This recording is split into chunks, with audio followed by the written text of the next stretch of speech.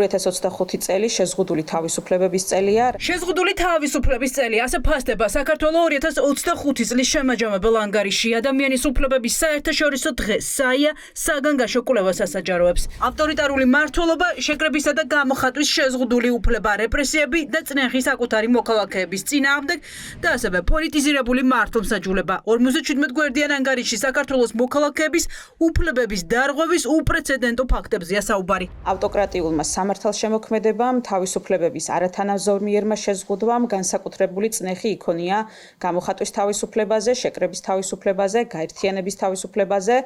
ეს ის უფლებებია, რომლებიც დემოკრატიის ფუნქციონირებას უწყობს ხელს. სიტუაცია მკვეთრად გაუარესებულია 2025 წელს რეპრესიული კანონებით შეიზღუდა გაერთიანების თავისუფლება.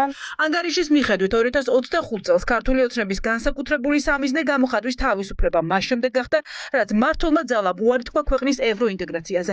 ქართულმა ოცნებამ მასზე გაბრაზებული ქუჩაში გამოსული ადამიანების წინააღმდეგ რეპრესიები კანონმდებლობის შეცვლით დაიწყო.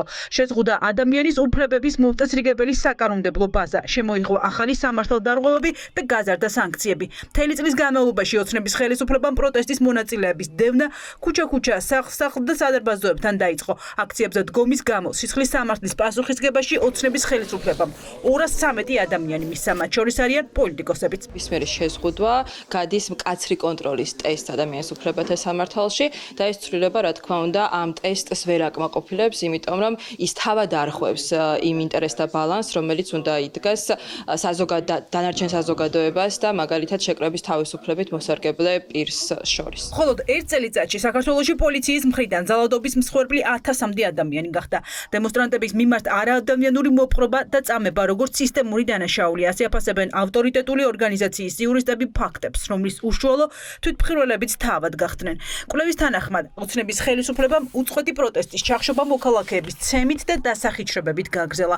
ერთ-ერთ მაგალითად იურისტებს 2 თებერვლის აქციის ძალადობრივი დარბება მოჰყავთ, როდესაც სპეცრაზმის ექს-შეფი მსხვერპლს არჩევდა და საჯაროდ უსწორდებოდა. საიამ მთავარ პრობლემად მიიჩნევს წამების ავტორების დაუსჯელობასაც. უსგებლობა არ დამდგარა არც ერთ ისეთ შემთხვევაზე, რომელიც დაკავშირებულია მშვიდობიანი დემონსტრანტების წამებასთან, მათ მიმართ არასათანადო მოპყრობასთან, მათ შორის ისეთ შემთხვევებთანაც კი, როდესაც საჯაროდ იდენტიფიცირებადი იყვნენ მოძალადეები და ყველამ ნახა მაგალითად ხარაზიშვილი როგორც ცემდა ადამიანებს, რომლებიც აქციაზე მონაწილეობდნენ. ეს ცალსახად მიუთითებს იმაზე, რომ ძალადობა პროტესტის მონაწილეების მიმართ იყო სახელმწიფოს მიერ წახალისებული, სახელმწიფოს მიერ ნებადართული და ძალადობა იყო ერთ-ერთი ფორმა, რომლითაც ქართული ოცნება ცდილობდა პროტესტის ჩახშობას და შეკრების თავისუფლების ასე ვთქვათ რეპრესიებს.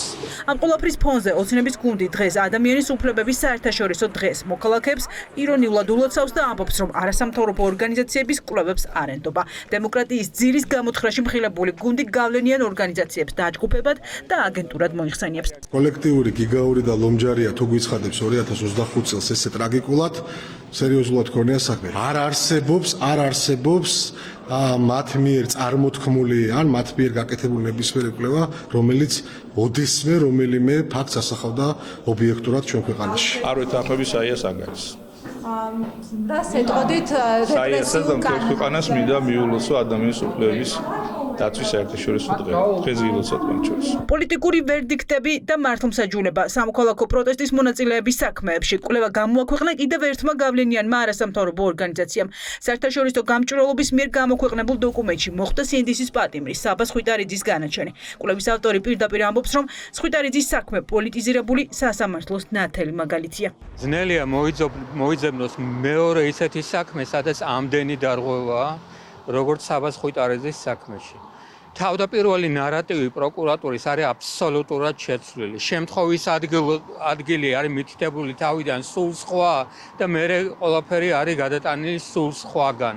პოლიციელები აშკარად ურთიერთგამომრიცხავ ჩვენებებს იძლევიან და რაც თავარია, ერთადერთი ვიდეო მტკიცებულება, რომელიც საქმეში არის, ის არ მიუთითებს ცალსახად, რომ საბა სხვითარიძეს საერთოდ ჰქონდა შეხება ამ მოვლენებთან. კვლევის ავტორი იურისტებს არ დავიწყებიათ საჯარო უწყებებიდან გათავისუფლებული ადამიანებიც ისინი, ვინც კრიტიკული აზრის გამო ოცნების გუნდმა ულუკმაპუროდ დატოვა.